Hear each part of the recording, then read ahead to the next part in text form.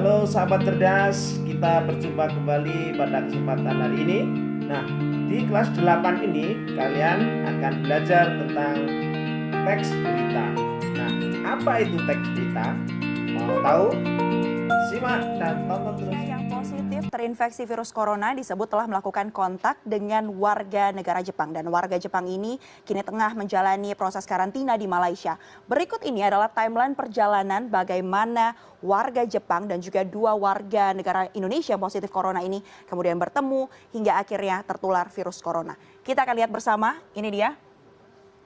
Ini dikutip dari Malaysia Mail, Direktur Jenderal Kesehatan Kementerian Kesehatan Malaysia. Pembahasan kita hari ini adalah mengenai teks berita. Pernahkah kalian mendengar, menonton, atau membaca suatu informasi berkaitan dengan suatu peristiwa? Jika iya, itulah yang disebut dengan berita.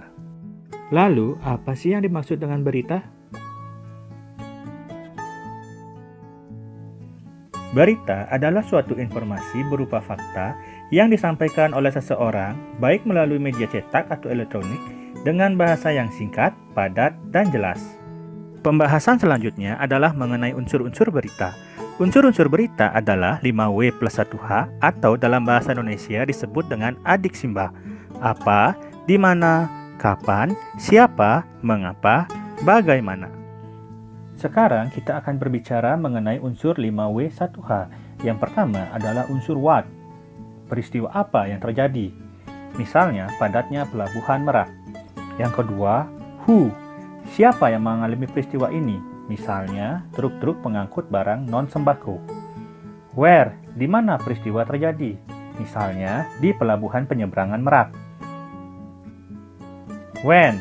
Kapan peristiwa itu terjadi? 10 hari menjelang Lebaran. Why. Kenapa atau mengapa peristiwa itu terjadi? Misalnya, adanya larangan melintas bagi truk non-sembako pada tanggal yang telah ditentukan. How, bagaimana? Bagaimana proses terjadinya peristiwa? Proses tersebut menyebabkan antrean truk di pintu masuk kapal. Selanjutnya, kita akan membahas mengenai struktur dan unsur kebahasaan teks berita. Struktur teks berita. Struktur teks berita menggunakan pakem piramida terbalik. Artinya bagian yang paling atas adalah yang terpenting hingga bagian yang terbawah dianggap yang kurang penting. Yang pertama, ada judul berita. Judul berita mencirikan berita apa yang diangkat. Yang kedua, ada teras berita. Teras berita merupakan bagian yang paling penting. Teras berita sering juga disebut dengan lead atau kepala berita. Di bagian ini berisi pokok-pokok 5W plus 1H. Selanjutnya adalah tubuh berita atau body berita. Di sini merupakan bagian yang penting karena berisi penjabaran dari pokok-pokok 5W 1H. Sedangkan bagian yang paling terakhir adalah leg atau kaki atau ekor berita. Di sini merupakan bagian yang kurang penting karena bagian ini tidak berkaitan langsung dengan judul berita. Nah, kalian sudah tahu kan apa itu teks berita?